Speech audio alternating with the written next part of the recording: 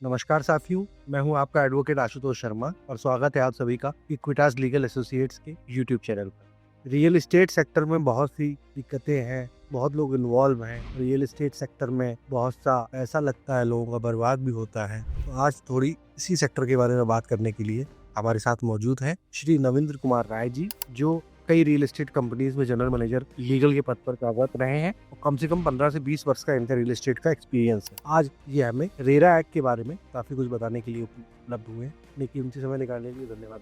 बहुत बहुत धन्यवाद आपका इस शो पे मुझे जो है आमंत्रित करने के लिए। तो मैं चाहूँगा, मैं कोशिश करूँगा कि मैं आपके और आपके दर्शकों का कुछ जो है किसी काम आ सकूँ। बताएं आप किस विषय में चर्चा करना चाहें। आज का हमारा बेसिक जो चर्चा का विषय हम रखना चाहते हैं वो केंद्रित रखना चाहते हैं रेरा एक्ट के बारे में, जो रियल एस्टेट के लिए रेरा एक्ट बना हुआ है। जब ये एक्ट इनेक्ट हुआ था तब 2016 में माननीय मोदी जी की सरकार ने इस एक्ट को लागू किया और ये भारत के हर स्टेट पर लागू है। इसके इनेक्टमेंट के दौरान ये कहा गया था पार्लियामेंट में बहस के दौरान कि ये जो रेरा एक्ट है ये होम बायर्स को प्रोटेक्ट करने के लिए बनाया जा रहा है, ये ट्रांसपेरेंसी को बढ़ाने के लिए बनाया जा रहा है। ये जो एक्ट है ये टाइमली प्रोजेक्ट की डिलीवरी करवाएगा और साथ में ये जो रियल एस्टेट सेक्टर है पूरे भारत में इसको रेगुलेट करेगा। ये तो इसके इंटेंशन था इसको बनाने के लिए। क्या आप नवीन जी बताइए, क्या ये जो इंटेंशन है वो पूरी तरीके से लागू है? क्या आपने अब देखिए ऐसा है कि विधायिका जब कोई भी कानून बनाती है तो उसके पीछे इंटेंशंस जो है वो नेक ही रहते हैं इन किस्म के कानूनों में, जहाँ पे किसी जो है समुदाय विशेष के लिए कोई किसी प्रकार की जो है सुविधा दी जाती है ताकि उनको त्वरित न्याय मिल सके, उनको ट्रांसपेरेंसी मिल सके, वो चीजों को जान सके, थोड़ा सा समझ सके। तो इंटेंशन में कोई लेजिस्लेचर की प्रॉब्लम नहीं है, प्रॉब्लम आती है एग्जीक्यूशन में उस इंटेंशन की। एक्ट बन जाते हैं, उसके बाद रूल्स बन जाते हैं, उसके बाद रेगुलेशंस बन जाते हैं। साल भर लगता है एक अथॉरिटी को जो है नियुक्त होके आने में, और उस अथॉरिटी में आगे बैठते कौन है? रिटायर्ड बाबू, रिटायर्ड आईएएस अधिकारी। पूरे उत्तर प्रदेश में इस अथॉरिटी में एक चेयरमैन और 3 या 4 मेंबर के साथ ये संस्था चल रही है। सबको न्याय दिलाने के लिए उत्तर प्रदेश के अंदर जितने भी अपार्टमेंट या जो उसके अंदर दी हुई है कि 500 मीटर से अधिक या 8 से ज्यादा संख्या अगर जो है मकानों की होती है, दुकानों की होती है, तो उस केस में रेरा में रजिस्टर कराएंगे। तो सारा रजिस्ट्रेशन से लेके जो ग्राहक है उनकी जो भी दुविधाएं हैं, समस्याएं हैं, उनकी शिकायतें हैं, उनको सुनने के लिए ये 4-5 लोगों की एक संस्था पूरे उत्तर प्रदेश में कार्यरत है। क्या आपको लगता है कि जहाँ पे 70-75 जिले हैं वहाँ पे एक 4-5 लोगों की संस्था कोई न्याय दे पाएगी त्वरित रूप से? और मतलब क्या उस न्याय का, अगर मैं उसकी गुहार करते करते बूढ़ा हो जाऊं, मैं एक मकान लेता हूँ जो मुझे 3 साल में मिल जाना चाहिए, 5 साल तक जब मुझे नहीं मिलता है तब मैं जाता हूँ किसी न्यायालय के दरवाजे को खटखटाने के लिए, तो क्या मैं ये उम्मीद रखूं कि अगले 20 साल तक मुझे उस न्यायालय के सामने दरवाजा खटखटाते रहूं पर न्याय जो है मिले ही ना? समझिए, रेरा से मुझे अगर न्याय मिल जाता है तो उसके बाद एक अपीलीय अथॉरिटी रेरा की बनी हुई है। उस अपीलीय अथॉरिटी में अगर मैं जीत जाता हूं तो उसकी एक दूसरी अपील उच्च न्यायालय में जाती है। वहां से भी अगर सब कुछ हो जाए तो जो है सर्वोच्च न्यायालय तक जाने का रास्ते हैं, और बिल्डर के पास पैसा है, वो लड़ सकता है, वो बड़ा से बड़ा वकील कर सकता है। मैं कहाँ तक लड़ूंगा? मैं ये कहना चाहता हूँ, इस बात को आगे बढ़ाने से पहले हमारे जो कुछ जनसामान्य के लोग हैं जिनको रेरा एक्ट के बारे में कुछ भी नहीं पता है, एक थोड़ा सा एक आउटलाइन अगर आप दे देते कि क्या कानून क्या है। देखिए सर, ये रियल एस्टेट जो है इसने कभी भी इंडस्ट्री का दर्जा हासिल नहीं किया, क्योंकि यहाँ चीजें जो है वो एक सामान्य रूप से नहीं है। अगर आप थोड़ा साउथ में चले जाए तो वहाँ पे एरिया के कोई और जो है नियम इस्तेमाल होते हैं। कोई कारपेट एरिया में बात करता है, कोई सुपर एरिया में बात करता है, कोई सुपर बिल्डअप एरिया में बात करता है, कोई कवर्ड एरिया में बात करता है। तो कोई यूनिफॉर्मिटी नहीं है। कोई जो है वो पर स्क्वायर फीट में मकान बेच रहा है, कोई पर स्क्वायर मीटर में बेच रहा है, कोई पर स्क्वायर यार्ड में बेच रहा है। तो अब लीगल मेट्रोलॉजी एक्ट का दुनिया भर की चीजें हैं। तो इन सब चीजों को मद्देनजर रखते हुए ये जरूरी पाया गया, और दुनिया में और भी देश हैं जहाँ पे इस तरह का कानून पहले से मौजूद है, जहाँ पे रियल एस्टेट में जो लोग निवेश करना चाहते हैं, और सिर्फ निवेशक नहीं, जो खासतौर पे लोग मकान इसलिए खरीदते हैं ताकि वो वहाँ पे रह सके, उनकी जो बेसिक ज़रूरतें हैं, रोटी कपड़ा मकान, उसमें से मकान को पूरा करने के लिए वो अपने जीवन के सभी पैसा लगा देते हैं तमाम। और उनको पता भी नहीं रहता है कि इसको बनाने वाला व्यक्ति कौन है, उसके पीछे किसका पैसा लगा हुआ है, उनके क्या जो है एंटीसीडेंट्स हैं, क्या उन्होंने पहले जो है मकानों में जब पहले अपार्टमेंट्स बनाए तो उनकी समय पे उसको डिलीवर किया या नहीं किया। इस तरह की बहुत सारी प्रोसेस इसमें आ गया है इस एक्ट के माध्यम से कि हर बिल्कुल। तो ये जी, तो ये कहता ये है कि सिर्फ मकान बनाने के लिए आपको रजिस्ट्रेशन करने की ज़रूरत नहीं है, बट अगर आप मकान को, दुकान को, किसी भी तरीके की ऐसी चीज़ को जो कि रियल एस्टेट की संज्ञा में आता है, उसे यदि आप बेचना चाहते हैं, मार्केट करना चाहते हैं, सेल करना चाहते हैं, तो ये नेसेसरी प्री कंडीशन है कि आपको पहले जाके रेरा अधिनियम के अंतर्गत रेरा अथॉरिटी में इसका ऑनलाइन पंजीयन का पूरी प्रक्रिया है, जिसमें आपको अपनी ज़मीन की जो मालिकाना अधिकार से लेके जो आपने नक्शा पास कराया है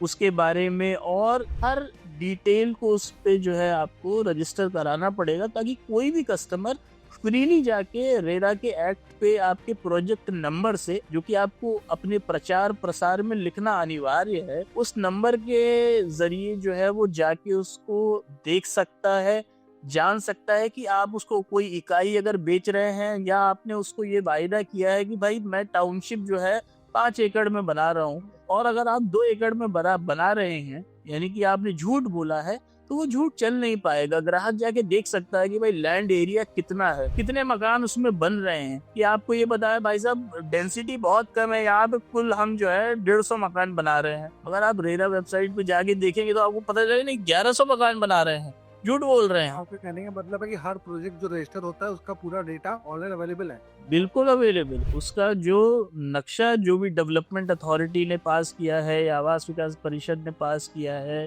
या इंडस्ट्रियल डेवलपमेंट अथॉरिटी ने पास किया है, वो नक्शा जो है वो भी वहाँ पे अवेलेबल है। ये सारी चीजें आप वहाँ से क्रॉस वेरीफाई कर सकते हैं कि बिल्डर आपको जो बता रहा है वो कोई भ्रामक बातें बता रहा है या वो सत्य पे आधारित बात। सुनने में तो बहुत अच्छी बात है।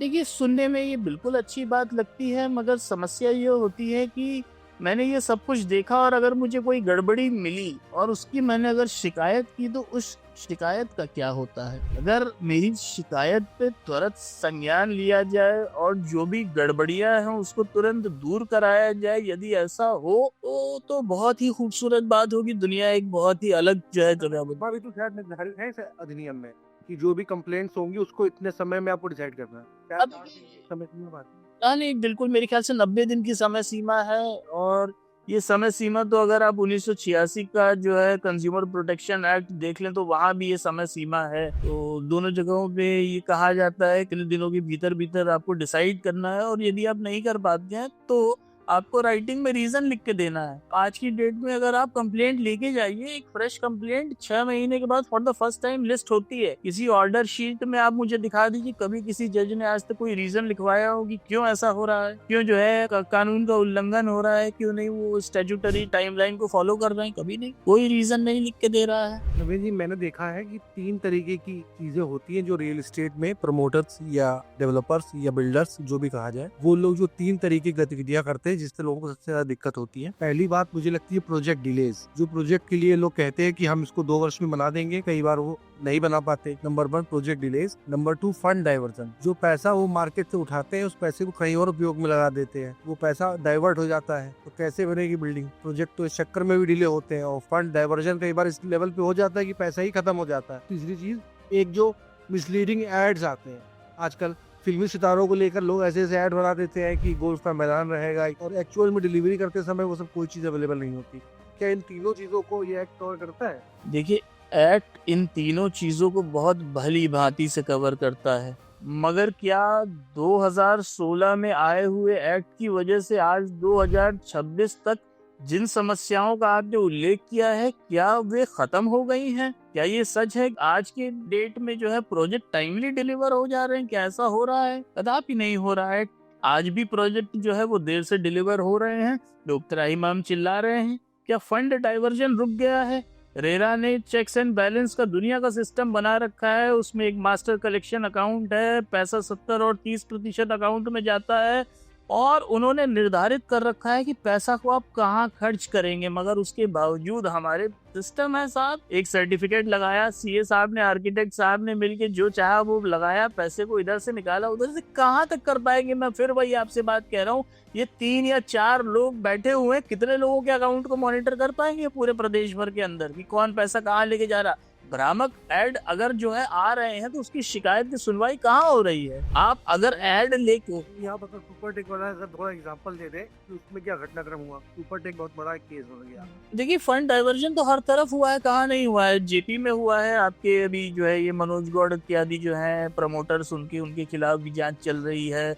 और मैं बहुत सारे डेवलपर्स के जो है नाम भी नहीं लेना चाहूंगा, कहीं ना कहीं मैं भी इसी इंडस्ट्री से जुड़ा हुआ हूँ, ये हम न्यायालय के ऊपर छोड़ देते हैं। मगर जो चीजें आपके सामने हैं, अभी भी ये सब कुछ हो रहा है, अभी भी इस तरह की जांच पड़ताल चल रही है। आए दिन कोई ना कोई नाम निकल के आता है जिसकी गिरफ्तारी होती है, जिसके खिलाफ वारंट जारी होते हैं, जिसको बताया जाता है कि अब वो नदारत है, मिल नहीं रहे हैं, भगोड़ा घोषित कर दिया जाता है। तो वो सारे सत्य आपके सामने हैं, समाचार पत्रों के माध्यम से रोज आपके पास समाचार इस किस्म के आते रहते हैं। तो अगर ये सब चीजें जो कोई अगर कर भी रहा है, तो अगर कहीं मनी लॉन्ड्रिंग वगैरह की बात ये सब आती है, क्या ये रेरा के कहने पे ईडी ने एक्ट किया है? आप मुझे बताएं कभी ऐसा कोई केस हुआ हो जिसमें ईडी ने, सीबीआई ने, इनकम टैक्स ने या किसी ने जो है छापेमारी इस वजह से की हो क्योंकि शिकायत रेरा की तरफ से आई हो? या ऐसा होना नहीं चाहिए था? अगर मॉनिटरिंग संस्था एक रेगुलेटरी अथॉरिटी है, ये एक रेगुलेटरी अथॉरिटी इस तरीके से काम करती है जैसे telecom regulatory authority of India या फिर जो है आपकी insurance regulatory authority of India, वो हर समय नजर रखते हैं। सेगी जैसी संस्थाएं लगातार नजर रखती हैं कि कौन सी स्क्रिप्ट में कौन सी कंपनी क्या गड़बड़ियां कर रही है, कौन से प्रमोटर्स किन चीजों में लिप्त हैं, उसका एक पूरा उन्होंने पैराफर्नीलिया, पूरा एक सिस्टम बना रखा है। इस तरह से नहीं है, इन्होंने तो ध्यान देना ही छोड़ रखा है। अभी देखिए, आपने कुछ दिनों पहले सुप्रीम कोर्ट ने जो है, चीफ जस्टिस ऑफ इंडिया ने एक डिवीजन बेंच में ये बात कही कि अगर रेरा को जो है अबॉलिश कर दिया जा रहा है तो हमें कोई दिक्कत नहीं होगी। ये सुप्रीम कोर्ट का ये कहना, और वो भी इस वजह से उन्होंने साफ साफ कहा, मतलब ये कुल मिला कि ये संस्था जिसलिए बनाई गई थी वो अपना कार्य तो नहीं कर पा रही है। जिन लोगों के लिए बनाई गई थी उनके बारे में उन्होंने डिप्रेस, डिस्ट्रेस जैसे शब्दों का इस्तेमाल किया और उन्होंने कहा है कि ये बिल्डरों को केवल, बताइए, उन लोगों के बारे में ये शब्दों का इस्तेमाल करना सुप्रीम कोर्ट ने क्या इसको देखा है, समझे बगैर बोल दिया है? वो भी चीजों को देख रहे हैं। जी, एक आखिरी प्रश्न मैं आपसे ये पूछना चाहता हूँ कि क्या सरकार की इस पे कोई कमी है क्या, कि इस रेरा अथॉरिटी को बिल्कुल टूथलेस टाइगर बनाया हुआ है, इनके पास कोई शक्ति ही नहीं है? ऐसा तो नहीं है। नहीं, बिल्कुल मैं कहूंगा इस एक्ट में भी जब भी कोई अधिनियम, खास तौर पे 2014 के बाद से हमने देखा कि विपक्ष ने अपनी जो विपक्ष की भूमिका थी वो निभाना बिल्कुल बंद कर दिया है। अब आप देखिए, अभी रिसेंटली जो है बजट आया, तो बजट पे चर्चा ना करके जो है चाइना के ऊपर, कोई अनपब्लिश्ड किताब के ऊपर, भाई एक अधिनियम आ रहा है, विपक्ष का यहाँ रोल क्या है? आप उसके बारे में बताएं कि यहाँ पे क्या कमियां हैं, ताकि उसको जो है प्रॉपरली एक विधि बन सके जिसमें कोई अमेंडमेंट इत्यादि की जरूरत ना हो। पर मुझे जिस दिन ये एक्ट देखा मैंने, उसी समय मुझे उसमें 4 कमियां नजर आ गई। ये गड़बड़ियां, इसमें ये और होना चाहिए। 2016 से लेके आज 2026 10 साल हो गए, गवर्नमेंट ने इसको प्रायोरिटी कभी समझा ही नहीं कि इसमें चेंजेस कर पाए, क्योंकि उनके सामने और भी समस्याएं हैं, विपक्ष अपने आप में समस्या है, तो गवर्नमेंट को देखना चाहिए। हम इसके रूल्स देख रहे थे तो सर हमने भी पाया कॉपी पेस्ट करके रूल्स बनाया हुआ है स्टेट्स ने। बिल्कुल बिल्कुल, उसमें तो मैं आपको कुछ ऐसे चीज दिखा दूंगा जो कि हास्यास्पद है। और क्या रेरा के अंदर बैठे हुए जो चीफ सेक्रेटरी से रिटायर्ड लोग हैं, क्या उनको ये दिखाई नहीं पड़ा होगा? ऐसा तो मैं मानने को तैयार नहीं हूँ साहब। उन्होंने भी देखा होगा, मगर उनके कानों पे जू नहीं रेंगती है, क्योंकि वो लोग अपना समय व्यतीत करना चाह रहे हैं, वो अपनी पोस्ट रिटायरमेंट नौकरी के मजे ले रहे हैं साहब। तो यहाँ पे जरूरी ये है कि एक मजबूत संस्था का जो है की संरचना करने की गवर्नमेंट की तरफ से पहल आनी चाहिए, मगर गवर्नमेंट जो है इसको बहुत पिछले पायदान पे रख के बैठी हुई है। रियल एस्टेट और यहाँ पे जो मुसीबतें झेल रहे हैं ग्राहक, ये उनके लिए जो है बहुत प्राथमिक मुद्दा नहीं है, दूसरे मुद्दे उनके लिए बहुत जानकारी आपको और हमको है। हम चाहते हैं कि जानकारियों से हम समृद्ध करें इतनी जनता को, तो उनकी जनता की तरफ से जब ये आवाज उठेगी तो शायद सरकारें चेतें और कानून को एक सही दिशा में लेके जा सकें। बिल्कुल, इसीलिए मैं ये सारी बातें कह भी रहा हूँ। जरूरी है कि इन सब बातों पे, इन विषयों पे बातें हों और ये बातें जो है ये दूर तलक जाएं इसी जो है प्रार्थना के साथ मैं तो आपसे कहूँगा कि इसको जितना ज़्यादा हो सके इस वीडियो को वायरल करें, ताकि ये पहुँचे सही लोगों के पास, वो लोग कुछ बदलाव करें इस संस्था के अंदर। कुछ उत्तर प्रदेश जैसे बड़े जिलों में कई सारी बेंचेस की ज़रूरत है, मेंबरों के अलावा बहुत सारे और भी जो है इसमें किए जा सकते हैं। एक्ट के अंदर प्रावधान है कि आप और भी लोगों को अपॉइंट कर सकते हैं, मगर पता नहीं क्यों इस तरह से लचर व्यवस्था इन्होंने चला रखी है, इन्हें कोई फर्क ही नहीं पड़ता है।